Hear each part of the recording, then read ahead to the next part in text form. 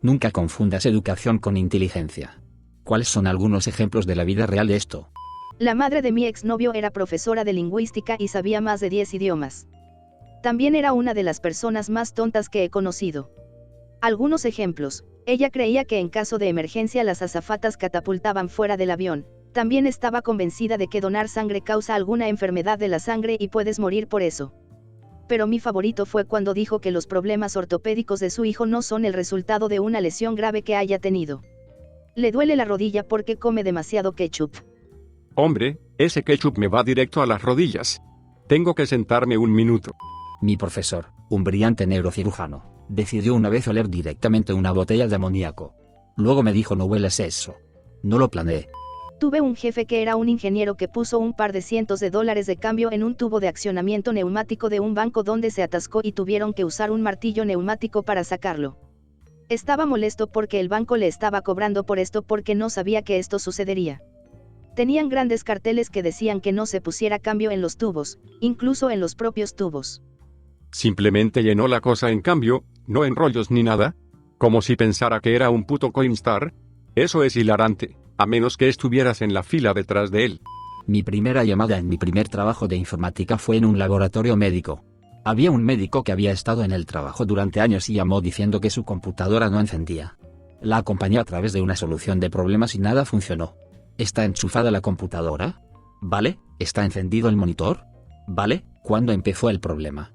Se le hicieron todo tipo de preguntas y ella las contestó todas. Subo a su oficina y, efectivamente, la computadora está enchufada a una regleta que está enchufada a sí misma. El equipo de limpieza había limpiado profundamente su oficina y nunca volvió a enchufar nada. La doctora enchufó la regleta en sí misma pensando que mientras estuviera enchufada, eso es todo lo que necesitaba. Tengo un doctorado y trabajo con un montón de doctores. Básicamente, muchos de ellos piensan que debido a que tuvieron éxito en un área, son expertos en todas las demás áreas de la vida. Y siempre tienen opiniones fuertes sobre todo. Creo que también se llama síndrome de doctorado. Creo que el síndrome de mi impostor canibalizó mi síndrome de doctorado. Fui a 3 urgencias cuando sentí que algo andaba mal con mi brazo. Se sintió como una picadura de insecto el día 1 y para el día 4 desde el codo hasta la muñeca. 3 médicos dijeron que era una irritación de la piel o dermatitis. Seguí diciéndoles que algo andaba mal. No tengo título de médico. Trabajo en administración de fincas. Día 5 entré en otra sala de emergencias y dije, no me importa si tengo que pagar de mi bolsillo o quedarme aquí toda la noche, pero algo anda mal con mi brazo.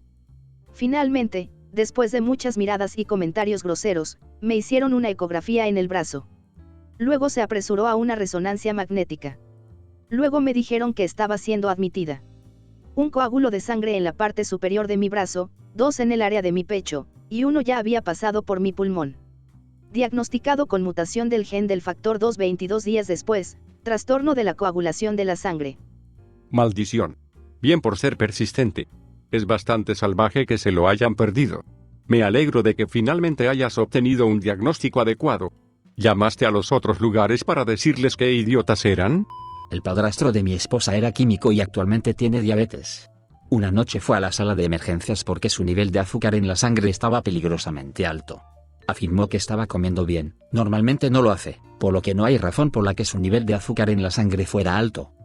En su auto había una botella de 2 litros de ginger ale mezclada con jugo de uva. Dijo que los dos cancelaron sus azúcares y no sabíamos de qué estábamos hablando porque él era químico y sabe cómo combinar las cosas. Estaba en una fiesta de barriles en la universidad y el barril, de gravedad, estaba preparado. Alguien se quejó de que la cerveza no fluía, así que compruebo que el barril estaba todavía casi lleno. Resulta que alguien cerró la entrada de aire en la parte superior. Abrí la entrada y me serví una cerveza. Problema resuelto. Unos minutos más tarde, otra persona se queja de que no hay cerveza. Les dije que el barril estaba lleno hacía unos minutos y que era un problema del grifo que yo había arreglado. Me dicen que acaban de salir del barril. Vuelvo al barril y descubro que la toma estaba cerrada de nuevo. Lo abrí y le serví una cerveza a la joven que dijo que estaba vacío. Mientras ella se iba, mi compañero entra y va a la toma y la cierra. Mi compañero es un estudiante de sobresaliente que saca todos sobresalientes gracias a su memoria fotográfica. Volvemos al barril. Le digo que tiene que dejar la toma abierta para que entre aire y desplace la cerveza que sale por el grifo inferior. Luego me dice que como la cerveza está carbonatada, el aire no es necesario para reemplazar el volumen de líquido que se pierde cuando se sirve la cerveza. Así que le hice 2 preguntas: si no es necesario, ¿por qué existe el grifo superior? Y, ¿realmente cree que la cantidad de gas que desprende la carbonatación en un vaso de cerveza es igual al volumen de cerveza líquida? Se quedó pensativo unos segundos y su única respuesta fue: yo tengo un 4,0, ¿cuál es tu nota media? Luego se marchó. Pedro Duesberg, biólogo molecular que trabaja como investigador en UC Berkeley y tiene una carrera estelar y es conocido por su trabajo. Se convirtió en un negacionista del SIDA, afirmando que no hay vínculo entre el VIH y el SIDA. Condujo a innumerables personas a la madriguera del conejo, incluidas muchas que eran VIH positivas. Estos individuos terminaron infectando a otros y rechazando las terapias antirretrovirales. Esto incluyó a una activista negacionista del SIDA llamada Christine Maggiore que infectó a su bebé a través de la lactancia pensando: oye, no es gran cosa, es solo el VIH, no causa el SIDA. Tengo un doctorado y soy un idiota en la mayoría de los aspectos. Todo lo que se necesita para obtener un doctorado es ser realmente bueno o persistente en la investigación en un área de estudio limitada. La mejor cita que he escuchado sobre esto es: no le dan doctorados a las personas más inteligentes, se los dan a los más tercos. Trabajé con una chica que se graduó de Brown. Ella nunca dejaría de hablar de eso. Siempre adoré esto y adoré aquello. Fui a una escuela pública y era evidente que despreciaba a cualquiera que no asistiera a una escuela de la Ivy League. Así que un día ella estaba haciendo eso y no pude contenerme. Dije algo como: oh, fuiste a Brown. Y, sin embargo, aquí estamos, juntos en el mismo lugar, haciendo el mismo trabajo. Tenía a alguien en mi barco que no se callaba por ser mayor y tener educación universitaria. Estaba 3 rangos por debajo de mí. No entendía el concepto de experiencia. No del todo doctorado. Pero estaba en una fiesta, en el Reino Unido, llena de estudiantes de medicina y estereotípicamente todos estaban borrachos. Bueno, un tipo se cayó y se rompió la clavícula e inmediatamente fue acosado por una docena de ellos, todos inquietos y haciéndole las mismas preguntas y revisando la lista de verificación. Media hora más tarde y todavía está en el sofá con dolor y yo a entrar para preguntar si alguien sabe por qué la ambulancia está tardando tanto. Nadie tenía una respuesta porque nadie había llamado a una. Un grupo lleno de estudiantes de medicina no había llamado a una ambulancia ni había hecho arreglos de transporte para un tipo con un dolor severo con una clavícula rota. Idiotas. Eso es realmente muy común en emergencias cuando hay un grupo de cualquier tipo. Una de las primeras cosas que aprende en un curso de certificación de salvavidas es identificar a una sola persona para indicarle que llame al 911. Nunca solo grite a alguien llame al 911 ni asuma que se ha hecho porque todos en el grupo están asumiendo que alguien más lo hizo ya. No es necesariamente que todos lo olvidaron, solo que todos asumieron que era el primer paso lógico que alguien más ya habría dado. El Dr. Ben Carson, uno de los neurocirujanos vivos más hábiles, pensando que las pirámides egipcias se usaban para almacenar granos. Este tipo operó el cerebro de un feto mientras aún estaba en el útero. Fue el primero en la historia humana en hacer eso. Me pregunto si a veces lo mataron y lo reemplazaron por un clon. Como alguien que trabaja en la seguridad de un hospital, puedo decir que un buen 90% de los médicos ahí son inteligentes, pero carecen de cualquier tipo de sentido común y, a veces, me pregunto cómo funcionan en el día a día. Si la cultura pop nos ha enseñado algo es que pasan la mayor parte de su tiempo libre discutiendo su vida sexual. Conozco a muchas personas en el campo de la ciencia que realizan experimentos controlados aleatorios doble ciego en el laboratorio y luego se van a casa y revisan sus horóscopos. Me gustaría saltar por la ventana ahora mismo, pero no puedo levantarme porque me duele el estómago de tanto reírme. Mi ex tenía una verdadera falta de conocimiento y sentido común cuando se trataba de niños. Actualmente está completando su doctorado en bioquímica y biología molecular. Sin embargo, estaba confundida cuando le dije que no podía salir después de acostar a mi hija porque no tenía a nadie que la cuidara. En su mente, una vez que mi hija se durmió, ya no necesitaba a nadie aquí para cuidarla. Lo atribuí a las diferencias culturales y a nunca estar cerca de niños. Eventualmente, nuestras opiniones sobre la crianza de los hijos diferían demasiado y tuve que terminar las cosas por el bien de mi hija.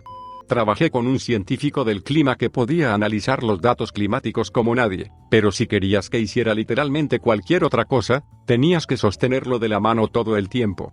Cero sentido común, también. El personal superior de esa oficina lo idolatraba por el PhD después de su nombre, pero una vez tuvo un accidente automovilístico en un vehículo de trabajo, también culpa suya, y pedí una copia del informe policial para fines del seguro, y dijo que no consiguió uno porque pensé que tú manejaste eso. Porque yo, que no estaba presente en el momento del accidente, tendría el informe policial que se redactó en el momento del accidente. El otro tipo con el que te encontraste tiene uno. Esto es básicamente de lo que trata The Best and the Brightest de David Halberstam. Cuenta la historia de cómo las administraciones de Kennedy y Johnson metieron a Estados Unidos en la guerra de Vietnam, y se centró particularmente en el secretario de Defensa, Robert McNamara. Siguió intensificando el conflicto a cada paso, y si lo cuestionabas, podía enterrarte en datos que mostraban que Estados Unidos estaba ganando la guerra y que el Departamento de Defensa solo necesitaba más tropas y más dinero para ponernos en la cima.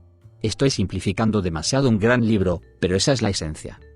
Una gran pieza complementaria del libro es un documental llamado The Fog of War de Roy Morris. Es una entrevista personal con Robert McNamara filmada cerca del final de su vida donde reflexiona sobre las lecciones que ha aprendido. Después de verla, el 90% de la gente sale de la experiencia pensando que McNamara es un hombre particularmente inteligente y sagaz, aunque hay una montaña de evidencia que demuestra que no es así. Mi tío es inteligente. Múltiples maestrías en educación y ciencia. Constantemente gana premios por su enseñanza y altos promedios de sus alumnos. Dime por qué este idiota necesitaba que le recordara cómo hacer ramen varias veces. De alguna manera eso me recuerda a uno de mis maestros. Un tipo brillante con premios y todo eso, luego tiró todo eso por la borda al tener una relación con una chica en su clase de 8º grado. Luego lo empeoró aún más al volver a la escuela para deshacerse de algunos juguetes sexuales que había escondido en su escritorio, mientras se le prohibía la entrada al campus en espera de una investigación.